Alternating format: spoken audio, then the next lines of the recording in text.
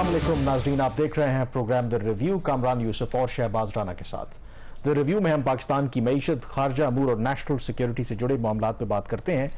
हुकूमत जो मौजूदा PDM की है, अब उसको कम ही वक्त बाकी है, लेकिन जाते जाते वो कई ऐसे बड़े फैसले करना चाह रहे हैं जिसका पाकिस्तान की मईशत पर खास करके बहुत गहरा जो असर है वो मुरतब हो सकता है। और इस सिलसिले में जो एक प्रपोजल पे इस वक्त गौर हो रहा है और वो ये है, या हुकूमत पाकिस्तान ने ये फैसला किया है कि एक सॉवरन वेल्थ फंड क्रिएट किया जाए जिसका मकसद जो पाकिस्तान के असासे हैं या तो वो बेच दिए जाएं या उनके जो शेयर्स हैं वो बेच दिए जाएं। अब ये सॉवरन वेल्थ फंड है क्या और इसकी क्या तफसीलात हैं और क्यों हुकूमत जो है इसको हंगामी बुनियादों पर परसू करना चाहती है, दो कि अब क्योंकि इनके पास वक्त भी कम है, ये भी हो सकता था कि इलेक्शन के बाद जो नई हुकूमत आए वो इस अहम मुद्दे के ऊपर फैसला करे, लेकिन ये गवर्नमेंट क्यों ये फैसला करना चाहती है और इसकी क्या तफसीलात हैं, इस पर बात करेंगे। तो शहबाज, क्या सबसे पहले तो आई थिंक लोगों को समझाने के लिए ये भी बहुत ज़रूरी है क्योंकि हम बहुत ज़्यादा कोशिश करते रहे, हमारी जो लॉस मेकिंग एंटिटीज़ हैं, जो सरकार की मलकियत में चलने वाले इदारे हैं, एक ब्लैक होल है, अरबों खरबों रुपए की जो नुकसानात हैं हमें हो रहे हैं, लेकिन उसके बावजूद हम गुज़श्ता कई सालों से कोई भी एक जो अपना एसेट है वो कामयाबी के साथ बेच नहीं सके और अब ये सॉवरन वेल्थ फंड के क़याम की बात हो रही है। सबसे पहले ये क्या है सॉवरन वेल्थ फंड? देखिए, सॉवरन वेल्थ फंड जो है ये बड़ा एक ब्रॉड एक कॉन्सेप्ट है और इसकी बहुत ज़्यादा इम्प्लीमेंटेशन इसके ऊपर हो रही है दुनिया भर के ममालिक में, ख़ासतौर पर डेवलप्ड कंट्रीज़ में इसके ऊपर ज़्यादा फोकस है। डेवलपिंग कंट्रीज़ में भी ये चीज़ रुझान पकड़ रही है। इसमें आप नॉर्मली ये जो फंड्स होते हैं सॉवरन वेल्थ फंड्स, अगर तो डेवलप कंट्रीज़ हैं, अमीर कंट्रीज़ हैं जैसे कि मुत्तहिदा अरब अमारात है, उसके सॉवरन वेल्थ फंड्स हैं, उनका जो एक फंड है उसकी वैल्यू कोई 850 अरब डॉलर से ज़्यादा है, तो एक्विजिशंस के लिए इस्तेमाल होते हैं। उन्होंने दूसरे ममालिक में जाके जो असासे खरीदे वो वहाँ से वो खरीदे जाते हैं। जो उनके अपने एसेट्स भी होते हैं वो भी उस फंड के अंदर उनको वो शिफ्ट करके वहाँ से उनकी जो एक ऑप्टिमल यूटिलाइजेशन है वो करते हैं। पाकिस्तान के केस में इसका जो मकसद है वो थोड़ा सा मुख्तलिफ मुझे लग रहा है। कॉन्सेप्ट तो अच्छा है दुनिया भर में कि आपका एक सॉवरन वेल्थ फंड होगा, मलेशिया का भी गालबन था, बड़ा एक फेमस था। फिर हमने बल्कि मलेशिया में तो सरमाया इन्होंने कंपनी बनाई थी, खजाना कंपनी क्या नाम था उसका, उसकी तर्ज के ऊपर अगर आपको याद हो PTI की हुकूमत ने एक सरमाया पाकिस्तान कंपनी बनाई थी कि सरमाया पाकिस्तान कंपनी के जरिए जो मुख्तलिफ जो एसेट्स हैं रियासत के, मुख्तलिफ कंपनीज हैं, उनको एक जगह पे लाया जाएगा। फिर वो जो कंपनी है वो सरमाया पाकिस्तान कंपनी वो फिर उसकी जो इन्वेस्टमेंट की वो वहाँ से डिसीजन लेगी, बट वो चीज़ आगे चली नहीं। फिर हमने एक पाकिस्तान डेवलपमेंट फंड बनाया 2014 में, जब सऊदी अरब ने पाकिस्तान को $1.5 अरब उस वक्त ग्रांट दी थी, वो हमने ग्रांट शिफ्ट कर दी पाकिस्तान डेवलपमेंट फंड में। कि उससे उन्होंने फिर बाद में जो 2 LNG के पावर प्लांट्स थे वो उस पाकिस्तान डेवलपमेंट फंड से पैसे से खरीदे, जो इक्विटी है, इस किस्म की और भी चीज़ें थी। ये जो एक अब हुकूमत करने जा रही है, ये थोड़ा सा मुझे लग ये रहा है कि जो दुनिया भर में सॉवरन वेल्थ फंड्स हैं जिस तरीके से ऑपरेट करते हैं शायद उससे स्लाइटली डिफरेंट हो, क्योंकि इनकी जो अभी कुछ इनिशियल चीज़ें मैंने देखी हैं, तो ये कि पाकिस्तान सॉवरन वेल्थ फंड के नाम से एक नया कानून बनाने जा रही है हुकूमत, और पॉसिबिलिटी ये है कि जो अगला हफ्ता है उसमें ये जो बिल है ये नेशनल असम्बली में इंट्रोड्यूस कर दिया जाएगा। और इसके जो ब्रॉडर जो फंक्शंस होंगे, ये जो फंड होगा इसके पास ये इख्तियार होगा कि ये डायरेक्ट इन्वेस्टमेंट जो है वो किसी भी जगह पे कर सकते हैं, जो एग्जिस्टिंग प्रोजेक्ट्स हैं या नए प्रोजेक्ट्स हैं। उसके साथ ही जो उनके पास एसेट्स ट्रांसफर होंगे, उनके जो एसेट्स हैं, फॉर एग्जांपल OGDCL जो है oil and gas development company, उसके जो एसेट्स हैं, उसके जो शेयर्स हैं, उसको गिरवी रखकर उसके अगेंस्ट फंड्स रेज किए जा सकेंगे और वो मुख्तलिफ मकासद के लिए इस्तेमाल हो सकते हैं। फिर इसी तरीके से ये जॉइंट वेंचर्स में ये पाकिस्तान का जो फंड है ये इन्वेस्ट कर सकता है, और जो प्राइवेट पार्टीज हैं, फॉरेन जो वेल्थ फंड्स हैं, उसके साथ ये कोलैबोरेशन करके अपना ये जो काम कर सकते हैं। इससे जो इनको पैसा हासिल होगा इस सारी एक्टिविटीज से, उसमें फिर आगे जो ज़राअत के प्रोजेक्ट्स हैं, आपके माइनिंग के हैं, इंफॉर्मेशन टेक्नोलॉजी है के हैं, याद रखिए ये वो जो स्पेशल इन्वेस्टमेंट फैसिलिटेशन काउंसिल बनी उसके भी ये बाय एंड लार्ज, और इट अपीयर्स कि उसका ये एक हिस्सा ही लग रहा है उसके, ये ओवरऑल लगा ऐसे रहा कि ये सारी जो चीजें इस वक्त हो रही हैं ये उसी से रिलेटेड है, उन्हीं एक्टिविटीज की तरफ ये चीजें जो है वो जा रही हैं। बट इसमें जो एक चीज इसमें इंपॉर्टेंट है, इसमें इस फंड के अंदर भी एक रोल है मुत्तहिदा अरब अमारात का, जो इसके अंदर UAE का एक फंड है जो पाकिस्तान की मदद कर रहा है ये फंड बनाने में। उसका नाम है अबू धाबी इन्वेस्टमेंट अथॉरिटी, ये भी एक सॉवरन वेल्थ फंड है। इसकी जो वैल्यू 853 बिलियन डॉलर। ये जो कानून हुकूमत बनाने जा रही है, इसका जो ड्राफ्ट बिल है, इसकी जो वेटिंग की है ये अबू धाबी डेवलपमेंट अथॉरिटी ने की है। अब यूएई का जो किरदार है कामरान, वो बहुत तेजी से सामने आ रहा है पाकिस्तान के इकोनॉमिक मैटर्स में। तीन बड़ी चीजें इस वक्त हो रही हैं। एक तो ये उनकी जो इनपुट ली गई है टेक्निकल असिस्टेंस, ये पाकिस्तान सॉवरन वेल्थ फंड बनाने में। दूसरा जो पोर्ट्स हैं उसके ऊपर आगे जाके बात करेंगे। जो कराची पोर्ट है पाकिस्तान की, उसके टर्मिनल्स पहले कुछ हमने दिए, कुछ और देने जा रही है हुकूमत। तीसरा मोर इम्पोर्टेंटली, पाकिस्तान एक कॉम्प्रिहेंसिव इकोनॉमिक पार्टनरशिप एक्ट एक साइन करने जा रहा है, kind of free trade agreement, लेकिन ये ज्यादा ब्रॉडर होगा अपने कॉन्सेप्ट के अंदर। दुबई के साथ, मुत्तहिदा अरब अमारात के साथ वो एक चीज हो रही है। तो ये एक क्रिटिकल चीज यहाँ पे आ रही है। मैं खबर आपके साथ शेयर करता हूँ। ये जो सारी बात हो रही है, वैसे तो जनरल बाजवा जो हैं अब आर्मी चीफ नहीं रहे, लेकिन ये फ्रॉम हॉर्सेज माउथ ये अभी प्लान तो इम्प्लीमेंट हो रहा है। ये जनरल बाजवा के दौर से बातें चल रही हैं। इनफैक्ट कि जब पाकिस्तान को, आपको पता है कि बैलेंस ऑफ पेमेंट का क्राइसिस ऑन एंड ऑफ ये रहा है, तो ये यूएई ने ही पाकिस्तान को, जो जनरल बाजवा की कई वहाँ पे मुलाकातें हुई, उन्होंने ही ये आइडिया फ्लोट किया कि आप बार बार जो हमसे पैसे मांगते हैं, क्यों ना आप जो हमने हमारा इस तरह का अरेंजमेंट जो है इजिप्ट के साथ भी है, इजिप्ट को भी मोर और लेस पाकिस्तान की तरह के मसाइल रहे हैं, कि आप एक वेल्थ फंड जो है वो क्रिएट करें और उसमें हम इन्वेस्ट करेंगे, आपके जो एसेट्स हैं वो हम बाय करेंगे। और जो जनरल बाजवा थे, जब ये पीडीएम की हुकूमत भी आई, उस वक्त भी उन्होंने पुश किया। उन्होंने कहा कि पता नहीं क्यों ये गवर्नमेंट वो नहीं करना चाहती। तो ये जो प्लान है, जनरल बाजवा डॉक्ट्रिन कह लें या जनरल बाजवा का जो प्लान है, वो मैं हैरान हूं कि पीडीएम की हुकूमत ने फाइनली उसको अडॉप्ट कर लिया। और ये नेगोशिएशंस जो हैं ये उस वक्त से चल रही हैं। और इवन कि ये जो वेल्थ फंड की आप बात कर रहे हैं, इसी हफ्ते आप देखें कि तुर्की के सदर ने यूएई का दौरा किया। 50 अरब डॉलर के वहां पर उनके मुआहदों पर दस्तखत हुए हैं। और अगेन एक और फंड है अबू धाबी वेल्थ फंड, वो उसमें मरकजी किरदार अदा कर रहा है। तो ये यूएई का और इवन के बाकी भी जो गल्फ कंट्रीज हैं, पोस्ट कोविड जो उनको बहुत ज्यादा प्रॉफिट हुआ है ऑयल की वजह से, मसलन अरामको जो है वो कहते हैं कि 2022 में सिर्फ खालिसतन उनको 161 बिलियन डॉलर का मुनाफा हुआ है। अब पाकिस्तान के टोटल कर्जे कितने हैं बैरूनी, शायद कोई 123 जी 161 बिलियन डॉलर का उनको सिर्फ मुनाफा हुआ है। और पैसा उनके पास बहुत ज्यादा है, तो वो इन्वेस्ट करना चाहते हैं बाकी दुनिया में। तो ये उन्हीं का ही आइडिया है और इसी वजह से यूएई जो है, आप कह रहे हैं कि इतना इंटरेस्ट ले रहा है। तो ये सारा गेम प्लान या जो भी प्लान है, ये उस वक्त से शुरू हुआ था और आज लगता है कि वो इस पे इम्प्लीमेंटेशन इसमें मिलिट्री का जो रोल है ना इस वक्त हुकूमत की इकोनॉमिक पॉलिसी में, वो बहुत वाज़ेह तौर पर सामने आ गया है। जनरल बाजवा हों या जनरल आसिम मुनीर हों, chief of the army staff, उनका एक प्रैक्टिकली रोल है और हुकूमत खुद इस चीज़ को एडमिट करती है और उसका वो बल्कि उनको क्रेडिट देती है। जो पाकिस्तान के जो बाहर से कुछ कर्जे हैं उसमें उन्होंने स्ट्रेट कहा कि इसमें आर्मी चीफ का है। और बैकग्राउंड में ये भी बातें हुई हैं कि जो वजारत ख़जाना के कुछ लोग नहीं इस हक में थे IMF के साथ नया प्रोग्राम करने में और पिछला प्रोग्राम मुकम्मल करने में, उनको कन्विंस करने में भी आर्मी की लीडरशिप का एक रोल रहा है। अब यहाँ पे कुछ सूरत हाल है। बाकी देखिए, सॉवरन वेल्थ फंड बनाना, उसमें अपने असासे जो आपके फ्रेगमेंटेड हैं, मुख्तलिफ जगहों पर बिखरे हुए हैं, उनको एक जगह पर लाना, इसके कॉन्सेप्ट में कोई प्रॉब्लम नहीं है। लेकिन इन सारे चक्रों में हुकूमत कुछ ऐसा काम कर जाती है जिससे फिर शकूक व शुबहात पैदा होते हैं। अब इसके अंदर नाज़रीन अगर देखा जाए, जो पाकिस्तान सॉवरन वेल्थ फंड का एक मुजवजा बिल है जो कानून साजी होने जा रही है, हुकूमत ये प्रपोज करने जा रही है कि जो 3 अहम कवानीन है पाकिस्तान के, जिनके जरिए आपकी जो रियासत के जो असासे हैं, जो स्टेट ओन एंटरप्राइजेज हैं, उनकी गवर्नेंस के मॉडल्स हैं, या अगर पब्लिक प्रोक्योरमेंट्स होनी है उससे रिलेटेड कानून है, या अगर कोई आपने असासे बेचने उससे रिलेटेड कोई कानून है, तो वो जो कवानीन है उनसे ये जो नया फंड बनेगा, उन कवानीन का इस फंड के ऊपर इतलाक नहीं होगा। इसका मतलब यह है कि हुकूमत ट्रांसपेरेंसी को कंप्रोमाइज करने जा रही है। जो प्राइवेटाइजेशन कमीशन ऑर्डिनेंस है 2000 का, वो इससे एग्जेम्प्ट होगा, इस फंड के ऊपर उसकी एप्लीकेबिलिटी नहीं होगी। इसके साथ ही जो पब्लिक प्रोक्योरमेंट रेगुलेटरी अथॉरिटी का कानून है, उसका इसके ऊपर इतलाक नहीं होगा फंड के। और जो SOE state own enterprises act 2023 का है, उसका इसके ऊपर जो है वो इतलाक नहीं होगा। ये काफी एक बड़ी चीज है, इसको हुकूमत को इस तरह के काम नहीं करने चाहिए। अब जो हुकूमत इसके अंदर असासे ट्रांसफर करना चाह रही है, क्योंकि अगर आपने कोई फंड बनाया तो उसके लिए आपको कैपिटल चाहिए, कुछ सरमाया चाहिए उसकी एक्टिविटीज के लिए। तो अभी इनिशियली जो हुकूमत ने कुछ 7 ऐसे इदारे हैं जिनको आइडेंटिफाई किया, ये तमाम प्रॉफिटेबल कंपनीज हैं या फंड है जिनको ट्रांसफर किया जाएगा, जिनके असासों को पाकिस्तान सॉवरन वेल्थ फंड में। इनकी जो कुल मालियत है, इनकी नेट जो खालिस्तान मालियत है इन असासों की, वो कोई 2260 अरब रुपए की है और इसके अंदर जो सबसे बड़ा एसेट है वो oil and gas development company है, 875 अरब इसकी नेट वैल्यू हुकूमत का। इसके अंदर जो शेयर है वो 85% है।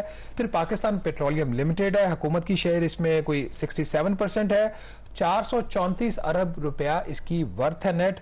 नेशनल बैंक ऑफ पाकिस्तान को भी इस फंड में मुंतकिल करने के ऊपर गौर हो रहा है और इसकी जो वैल्यू है वो कोई 295 अरब है। इसका जो हुकूमत की शेयर होल्डिंग है नेशनल बैंक में कोई 75% से ज्यादा है।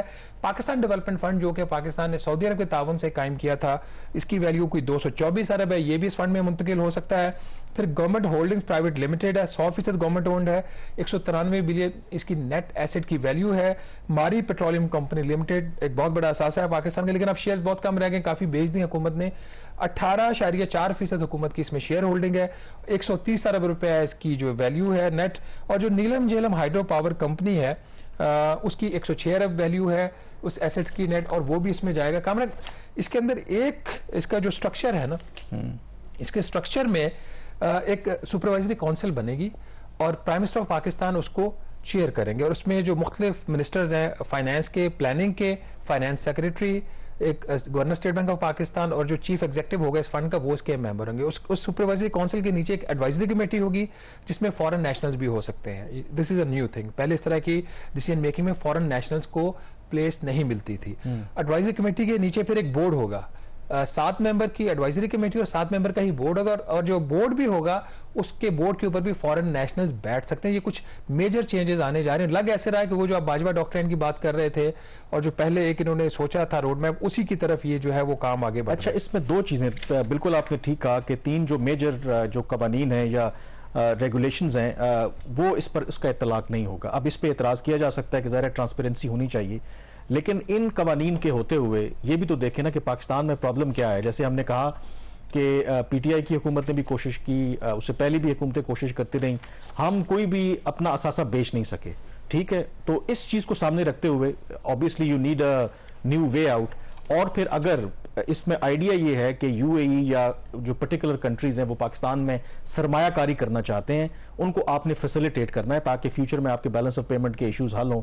तो इसमें क्या कबात है, हमारे यहाँ ब्यूरोक्रेटिक हर्डल्स इतनी होती हैं, अगर आप थ्रू प्रोसेस या एक प्रॉपर प्रोसेस फॉलो करते हैं सालों लग जाते हैं। एक तो इसमें मेरे ख्याल में कोई हर्ज नहीं है कि अगर ठीक है ट्रांसपेरेंसी का ख्याल रखा जाए, अगर एक्सपेडाइट होता है पाकिस्तान में सरमायाकारी आती है तो वो चीज़। और दूसरी एक और जो आई थिंक इंपॉर्टेंट चीज़ है कि ज़ाहिर आपने स्टोरी की है, फिर हमारे यहाँ जो एक बड़ा एक मायोपिक सा व्यू है, जी पाकिस्तान के असासे बेचे जा रहे हैं, वो पाकिस्तान के ये जो लॉस मेकिंग और इवन के जो प्रॉफिट वाली भी है, आइंदा आने वाले सालों में मुझे लगता है कि जो हमारी गवर्नेंस के हालात हैं ये भी हमें नुकसान ही देंगी। तो ये भी आई थिंक दुनिया में लोगों को ये क्लियर होना चाहिए कि दुनिया में अब हुकूमतें बिजनेस नहीं करती, हर दुनिया में प्राइवेटाइजेशन का वो चीजें हो रही हैं। प्राइवेटाइजेशन इसलिए आगे नहीं बढ़ रही कि वहां पे प्राइवेटाइजेशन ऑर्डिनेंस है, ये वजह नहीं है। जब प्राइवेटाइजेशन कमीशन ने तमाम पावर डिस्ट्रीब्यूशन कंपनीज की ड्यू डिलीजेंस कर दी, फेस्को जो थी, जो फैसलाबाद वाली कंपनी थी, वो एडवांस स्टेज के ऊपर चली गई, तो उस वक्त की हुकूमत ने खुद ताले लगवाए, ठीक है, उन्होंने एहतजाज खुद करवाया। ये मैं आपको ऑन द रिकॉर्ड बात बता रहा हूं। ये मसला आपके कवानीन का नहीं होता, मसला पॉलिटिकल विल का होता है, काम करने का होता है। जहां तक बात है कि आप असासे बेच रहे हो, it's not a good thing. Business ना करना हुकूमत का काम है, ये मैं मानता हूं, बिजनेस करना हुकूमत का काम नहीं है, लेकिन इसका मतलब ये नहीं है जैसे आपने जो अबू धाबी पोर्ट्स को जो टर्मिनल्स दिए आपने 4 बर्थ, जब हम अभी उस पर बात भी करेंगे, उसकी प्राइस डिस्कवरी का क्या मैकेनिज्म था कि जो पिछली पार्टी थी वो $16 दे रही थी उसके ऊपर प्राइस पर कार्गो, तो हमने $18 ले लिया। अभी ये क्या बात हुई? अगर आप कंपैरेटिव बिडिंग में जाएं तो आपको 18 की जगह 22 मिल सकते हैं, 25 मिल सकते हैं, हमें तो नहीं पता ना। बहरहाल ये इसके इश्यूज हैं, लेकिन इसमें देखें एक ब्रेक ले लेते हैं क्योंकि इसमें एक और जो इशू है, हमारे क्रेडिबिलिटीज के भी इशू हैं और भी बहुत से ऐसे मामलात हैं कि जो फॉरेन इन्वेस्टर है वो आपके यहाँ आके इन्वेस्ट भी नहीं करना चाहता। फिर एक और ये भी चीज होती है कि क्योंकि यूएई हो, सऊदी अरब हो, चीन हो, ये ऑन एंड ऑफ पाकिस्तान को मुश्किल सूरत हाल से निकालते हैं। तो जब आप उनसे इस तरीके से कर्जा मांगते हैं, पैसे मांगते हैं, रोल ओवर करवाते हैं, तो फिर कई ऐसे मामलात होते हैं जहां पे आपको फिर कॉम्प्रोमाइज करना पड़ता है। यहाँ पे ब्रेक लेंगे और ब्रेक के बाद इसी मौजू के ऊपर हमारी डिस्कशन जारी रहेगी। इनफैक्ट जो पाकिस्तान और यूएई के दरमियान जो ताल्लुकात और डीपन हो रहे हैं, उसमें एक और बड़ा फैसला ये गवर्नमेंट लेने जा रही है, तो ब्रेक के बाद उस पर बात करेंगे।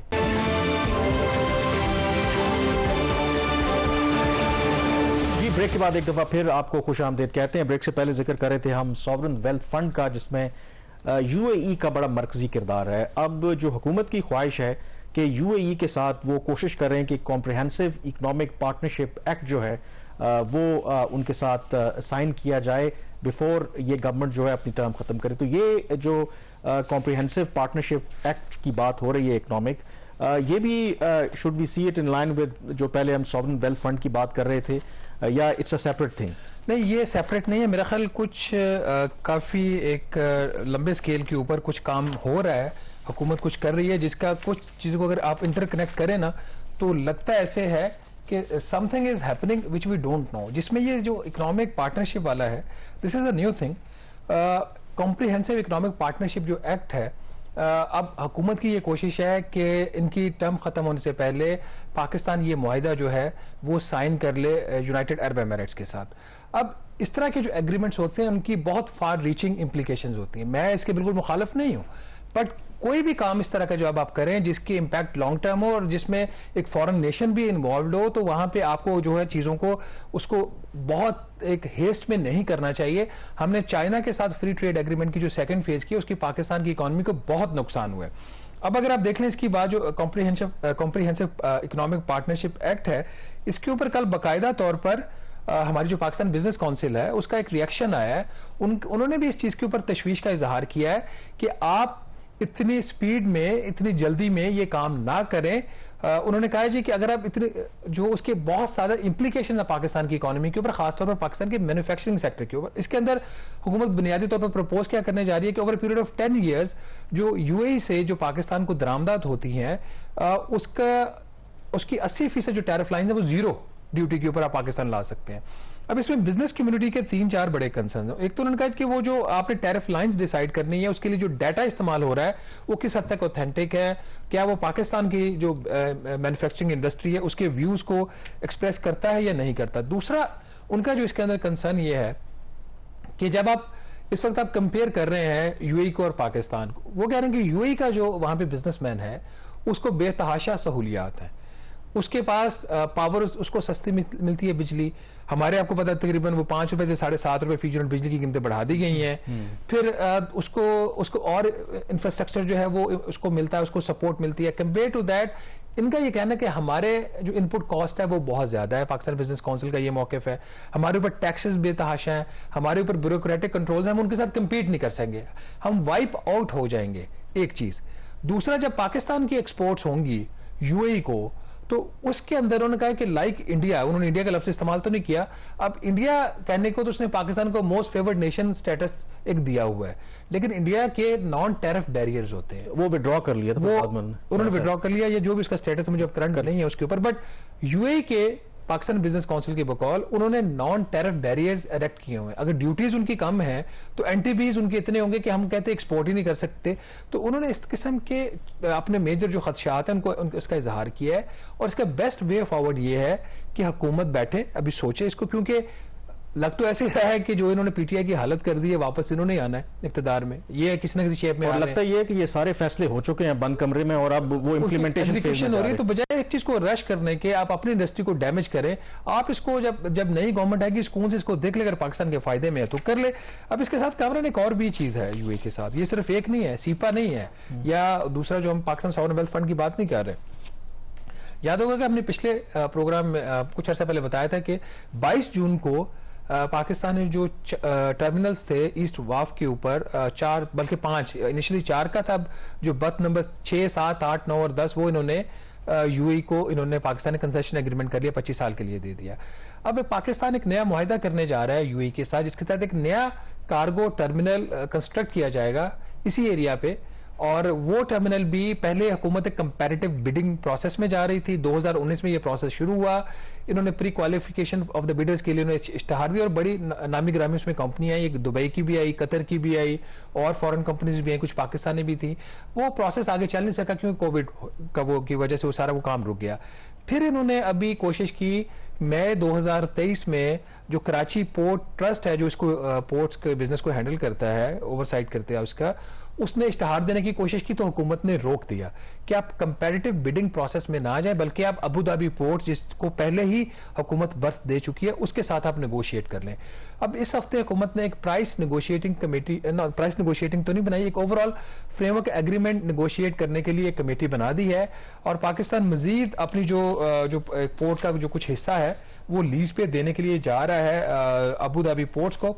नाज़रीन, इस वक्त अबू धाबी पोर्ट्स के पास कोई 800 मीटर का जो एरिया है इस वाफ का, वो उनके कंट्रोल में है after the last month agreement. अब जो अगले जो टर्मिनल जो ये बिल्ड करना चाह रहे हैं और अगर यूएई के साथ डील हो जाती है तो उनके पास मजीद कोई 1833 मीटर का एक मजीद एरिया जो है वो जो वाफ है उसका वो उनके कंट्रोल में चला जाएगा। तो इफेक्टिवली जो east side of the port है उसका 85% जो कंट्रोल होगा वो अबू धाबी पोर्ट्स जो कि यूएई की कंपनी है उसके पास चला जाएगा। इसके अंदर जो अभी इंटरनल जो इनकी कुछ डिस्कशन हो रही हैं उसमें ये पॉइंट जरूर रेज हुआ है कि अगर आप इतना बड़ा कंट्रोल अगर आप दे रहे हैं यूएई की एक फर्म को तो उसको स्ट्रेटेजिक पॉइंट ऑफ व्यू से देख लें कि क्या पाकिस्तान को स्ट्रेटेजिकली चीज सूट करती है या नहीं करती। बहरहाल कामरान इसके ऊपर एक प्राइस नेगोशिएटिंग कमेटी बन जाएगी तो होपफुली ये वाली डील भी है इसकी हुकूमत खत्म होने से पहले कोलिशन गवर्नमेंट की ये भी हो जाएगी। तो लग यही रहा है कि काफी तेजी से चीजें जो हैं वो यूएई के साथ आगे बढ़ रही हैं। यहाँ पे ब्रेक लेते हैं, लेकिन कम एक और भी इशू, ब्रेक लेने से पहले हम वेरी क्विकली 1-1.5 मिनट में अगर बात कर लें।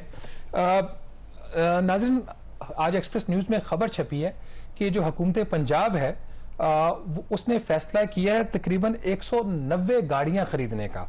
अब ये जो गाड़ी है रोजनामा एक्सप्रेस की खबर के मुताबिक इसकी जो वैल्यू है कि 2 अरब और 33 करोड़ रुपए है। और किस मकसद के लिए ये गाड़ियां खरीदी जा रही हैं? जो सूबे के एडिशनल कमिश्नर्स हैं, हर डिवीजन के 9 डिवीजन हैं, तो एडिशनल कमिश्नर के लिए 9 1.6 जो 1600 सीसी गाड़ी है वो खरीदी जाएगी। इसी तरीके से जो एडिशनल डिप्टी कमिश्नर्स हैं उनके लिए 36 गाड़ियां खरीदी जाएंगी 1300 सीसी की।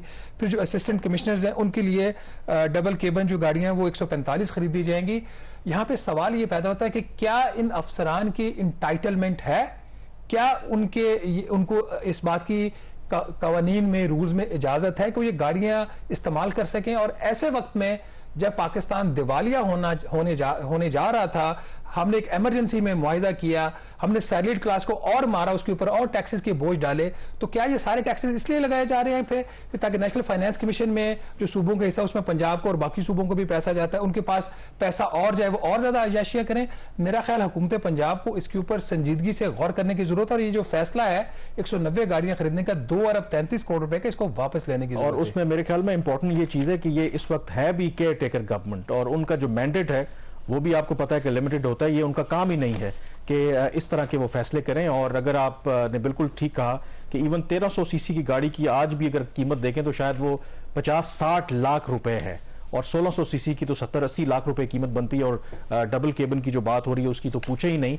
तो ये जो अफसरशाही है आई थिंक इसको हमें रोकना होगा। लेकिन ये पंजाब गवर्नमेंट को आई थिंक ये फैसला वापस लेना चाहिए और फेडरल गवर्नमेंट को आई थिंक इंटरवीन करना चाहिए। यहाँ पे ब्रेक लेंगे और ब्रेक के बाद जिक्र करेंगे पाकिस्तान और अफगान तालिबान के ताल्लुकात के हवाले से।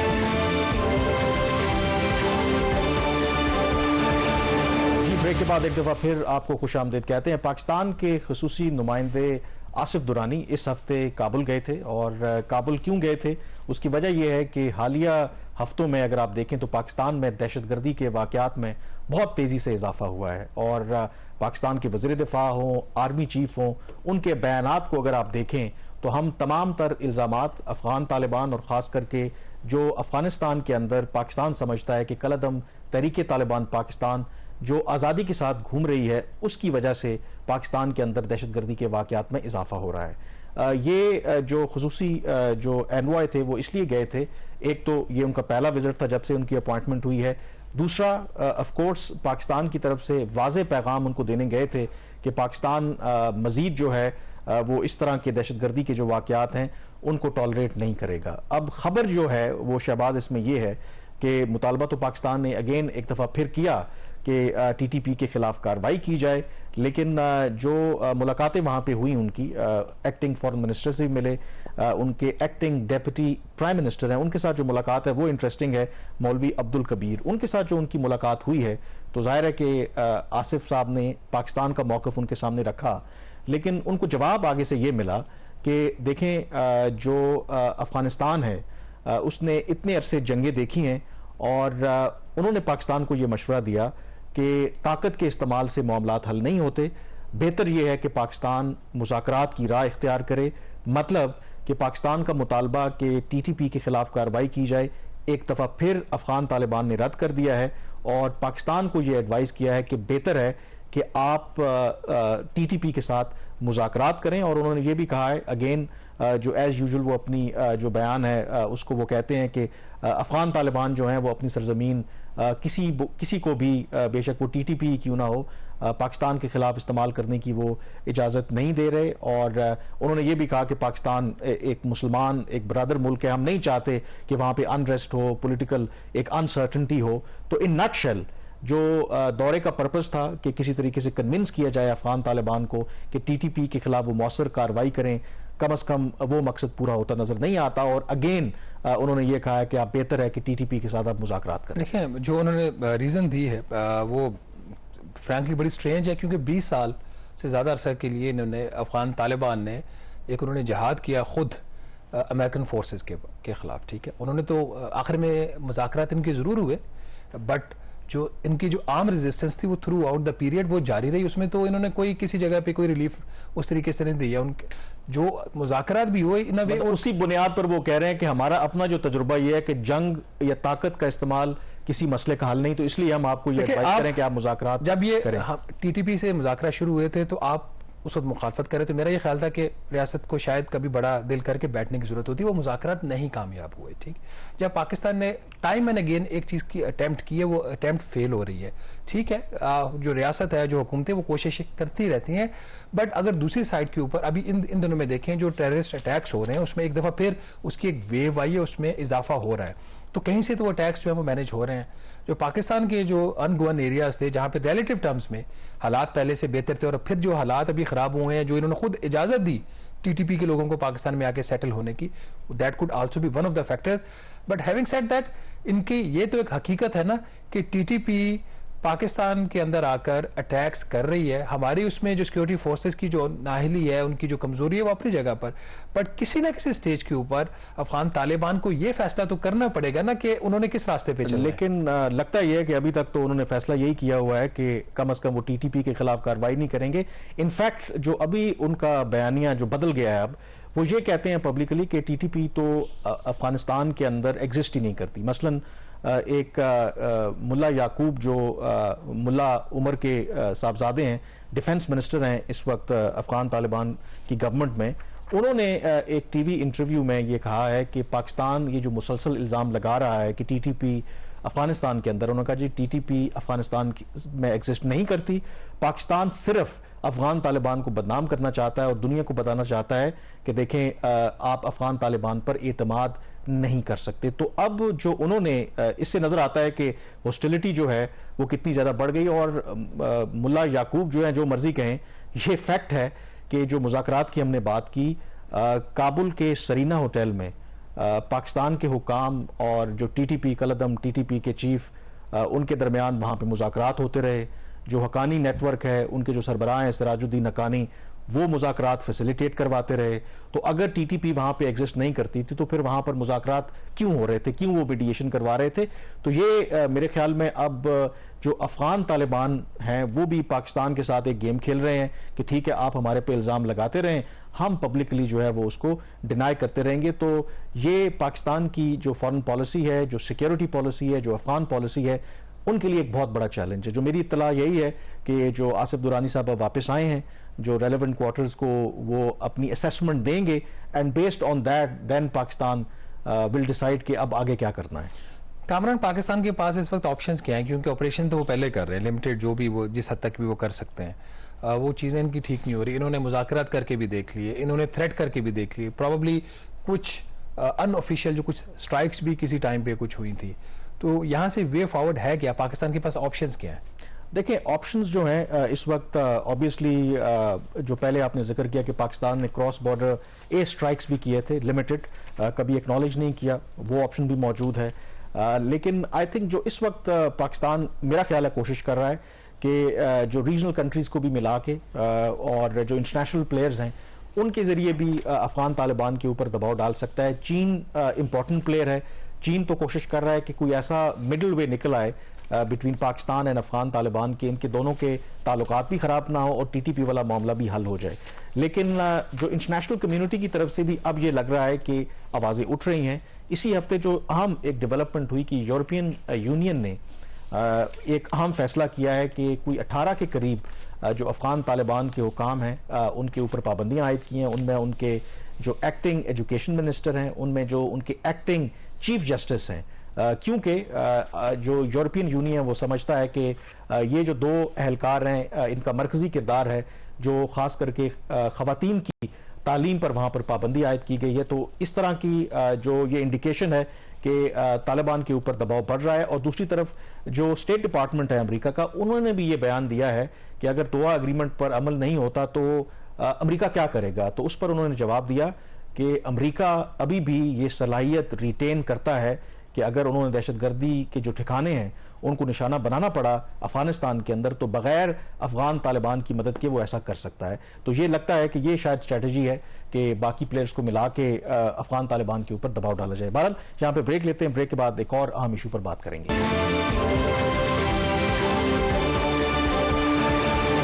ब्रेक के बाद एक दफा फिर आपको खुश आमदीद कहते हैं। पिछला जो माली साल गुजरा यकीनी तौर पर जो इकोनॉमिक अनसर्टनिटी वो इतनी थी, IMF के साथ जो मुज़ाकरात हैं वो कामयाब नहीं हो पा रहे थे और पैसे हमें मिल नहीं पा रहे थे और पाकिस्तान के दिवालिया होने के जो इम्कानात हैं वो बहुत ज़्यादा बढ़ गए थे। दो कि अब नया अग्रीमेंट हो गया है तो कम से कम वो ख़तरात तो ख़त्म हो गए हैं। लेकिन शहबाज ये बड़े अलार्मिंग फिगर्स हैं कि जो पिछले माली साल में ख़ुद वज़ारत ख़जाना और हुकूमत का जो अपनी असेसमेंट थी कि हमें जो एक्सटर्नल सोर्सेज से कितने पैसे मिलेंगे, बिकॉज ऑफ हमारी अपने फॉल्ट्स की वजह से पिछले माली साल हम $12 बिलियन हमें कम मिले कर्जों की मद में जो अगर हमें मिलने चाहिए थे। और अगर वो $12 बिलियन मिल जाते तो शायद ये पाकिस्तान के अपने मसाइल जो हैं वो कितनी बड़ी कॉन्ट्रडिक्शन है हमारे लिए भी। कि एक साइड पे हम क्रिटिसाइज करते हैं कर्जे बहुत बढ़ गए हैं और दूसरी साइड पे जब वो कर्जे कम मिलते हैं तो हमें उस पर भी होता है कि ये कम क्यों मिले हैं। लेकिन चूंकि वो नीड्स हैं और इनके अपने बजट के एस्टिमेट्स होते हैं तो इसलिए हमें वो चीज हाईलाइट करनी पड़ती है। इनका अकॉर्डिंग टू प्लान चले तो फिर शायद अनसर्टेनिटी ना हो, डॉलर की प्राइस जो है वो इस तरीके से ऊपर रह जाए क्योंकि आपके रिजर्व्स बेहतर हैं, क्योंकि मामला तो सारा आपके कर्जों के ऊपर ही चल रहा है ना मुल्क का, तो कर्जे लेना आपकी मजबूरियां बना हुआ है। पहली बात तो ये जो आपने कहा कि नए प्रोग्राम करने से जो पाकिस्तान के दिवालिया उनके खतरात खत्म हो गए हैं, वो ऐसी बात नहीं है। उसका भी अभी जिक्र करते हैं। IMF की जो रिपोर्ट है उसके अंदर ये दिया हुआ है कि अभी भी बहुत हाई रिस्क है पाकिस्तान के दिवालिया होने की, ये रिपोर्ट के अंदर वाज़ेह लिखा हुआ है। और उनका जी मतलब immediately as long as you are in the program और आप काम करते रहेंगे तो आपको पैसे आते रहेंगे, नहीं करेंगे तो पैसे नहीं आएंगे। अब सूरत हाल कुछ ऐसी है कि इस साल ये जो माली साल पिछला खत्म हुआ है, कोई $22.6 अरब का हुकूमत का तखमीना था कि हमें इतने कर्जे चाहिए होंगे अपने रिजर्व्स को एक रीजनेबल लेवल के ऊपर रिटेन रखने के लिए, अपने गैर मुल्की अदायगियां करने के लिए और करंट अकाउंट खसारा जो है उसको फाइनेंस करने के लिए। तो $22.5 अरब के अगेंस्ट इनको मिला है $10.7 अरब। इसमें भी जो मेजर पोर्शन आया है तकरीबन $5.2 बिलियन का, वो जो मल्टीलैटरल इंस्टीट्यूशंस हैं, ADB ने पाकिस्तान को $2.3 अरब का कर्जा दिया, जो गालबन $2.6 अरब है शायद, जो पाकिस्तान $2.3 अरब का ADB का कर्जा। इनका हदफ तो कोई $3.1 अरब के लेने का था, लेकिन ये $2.3 अरब भी ADB की तरफ से one of the highest loan है। इसके साथ वर्ल्ड बैंक का इनका तखमीना कोई $2.6 अरब का था, वहां से भी इनको $2.1 अरब मिल गए। ये नंबर बुरा नहीं है, बट इसमें जो एक मेजर कंट्रीब्यूटिंग फैक्टर है वो है आपके सैलाब का। सैलाब की वजह से कुछ ऐसी एडिशनल फंडिंग पाकिस्तान को हुई कि दूसरी साइड से जो बजट सपोर्ट लोन्स थे जिसकी हमें जरूरत थी कि हम अपने रिजर्व्स को एक लेवल पर मेंटेन रख सकें, वो नहीं मिले, लेकिन उसके बजाय कुछ और आपको पैसा मिलता गया। इस अरसा में वर्ल्ड बैंक ने जो 2 कर्जे मंजूर करने थे बजट सपोर्ट के लिए वो नहीं किए। उम्मीद है कि एक उसके अंदर अब एक के ऊपर जो है प्रोग्रेस हो रही है, शायद 1-2 माह में वो हो जाएगा। बट इकोनॉमिक अफेयर्स डिवीजन का एटलीस्ट उन्होंने ये कोशिश की जो मल्टीलैटरल कर्जे थे वो किसी ना किसी तरीके से उसका सिलसिला चलता रहे। बायलैटरल में भी इनका तखमीना तो $970 मिलियन का था, वहां पे इनको पैसे ज्यादा इसलिए मिले, कोई $1.5 अरब मिल गया कि सऊदी अरब से इनका जो एस्टिमेट था $800 मिलियन का, उसकी जगह पे इनको वहां से $1.2 बिलियन की ऑयल फैसिलिटी मिल गई, which was good thing for it. लेकिन जहां पे इनको मसले हुए हुकूमत को, उसमें जो फॉरेन कमर्शियल लोन्स लेने थे $7.5 अरब के, उसकी जगह पे सिर्फ $2.2 अरब के आए, वो भी चाइना से। बाकियों ने पैसे नहीं दिया क्योंकि हम IMF के प्रोग्राम में नहीं थे, कंफर्ट नहीं थी लैंडर्स को, तो उन्होंने पैसा नहीं दिया। यूरो बॉन्ड्स हमने करने थे, हम यूरो बॉन्ड्स नहीं कर सके $2 अरब के। तीसरा, IMF से हमारा एस्टिमेट था कि $3 अरब मिल जाएगा, बाद में इनका ख्याल $3.5 अरब मिल जाएगा, वहां से इफेक्टिवली $1.1 अरब है। तो इनका इन नटशल अगर IMF प्रोग्राम नहीं हुआ तो उसका नुकसान फिर ये हुआ कि आपके रिजर्व्स चले गए $4.5 अरब पे, पिछले साल जो खत्म हुआ, अभी बढ़ के $8.7 अरब हो गए हैं। आपका जो रुपया था वो अंडर स्ट्रेस आया, उसमें रैकेट, उसमें डेप्रिसिएशन हुई रुपए की वैल्यू में, और वो उस जगह पे पहुंच गया जहां पे आपकी इतनी फिर आपको नुकसानात हुए, आपके इंपोर्टेड इन्फ्लेशन हुई, हुकूमत की कॉस्ट बढ़ गई, डेट सर्विसिंग की कॉस्ट बढ़ गई। तो अगर ये IMF का प्रोग्राम हो जाता और इसाक डार साहब जिद ना करते और वजारत खजाना के लोग जिद ना करते, तो शायद हम इतने बुरे हालात में 30 जून का साल खत्म ना करते। लेकिन उसका दूसरा रुख ये है कि चलें $12 बिलियन अगर हम ये ले लेते तो जाहिर है कि फिर जो कर्जों का बोझ है वो मजीद बढ़ जाता।